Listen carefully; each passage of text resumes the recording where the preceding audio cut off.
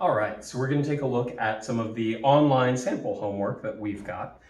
Here's one of several different videos that we'll do from this particular assignment that will help you try and get used to how to go about solving some of these problems. Okay, so I got a print off of mine, but I've also got it up on the laptop there, the computer, so I can actually double check what our results are. Let's see, it says, the question we're going to take a look at here says a car traveling in a straight line has a velocity of 2.17 meters per second at some instant. So here's what I'm going to do. I like to visualize stuff, so I'm going to draw a picture of my scenario. So we got a car here, and it's traveling along, and they tell us the following. Now we're working with kinematics, so it might be good for us to write out our kinematic variables, just like we've seen in class. Delta x, v final, v initial, acceleration, and time. All right, they say a car traveling in a straight line has a velocity of 2.17 meters per second at some instant.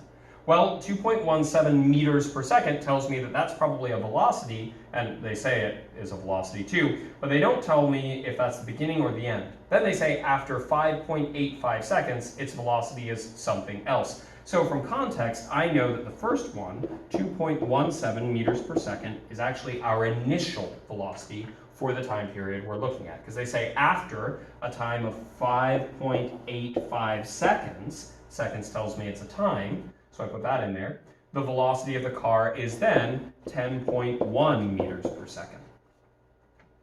The question is, what is the average acceleration in this time interval? Or more accurately, what we would say is, the car is accelerating at a constant acceleration, and we want you to identify that acceleration. Okay, well, we've got three pieces of information. We want the acceleration, so I'm going to put a little star next to that.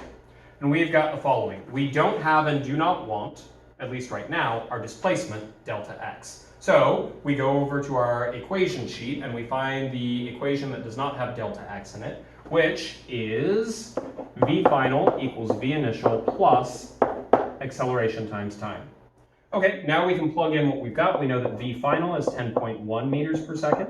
Our initial velocity was 2.17 meters per second, plus our acceleration, which we do not know, but that's what we're going to solve for. So I'm just going to put a in for it.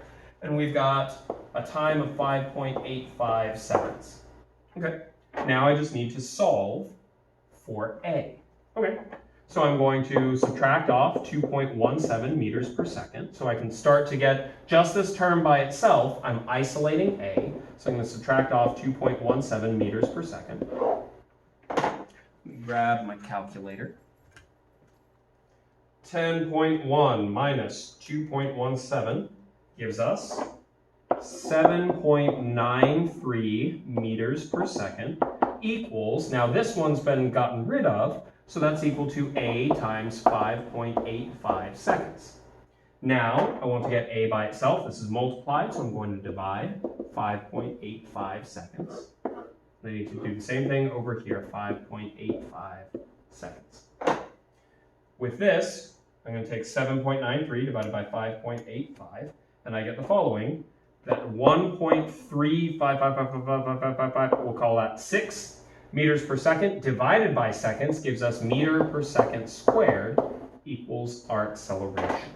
Okay, let me double check our results here. And the computer is telling me that the correct answer is 1.36 meters per second squared. So that's how we work.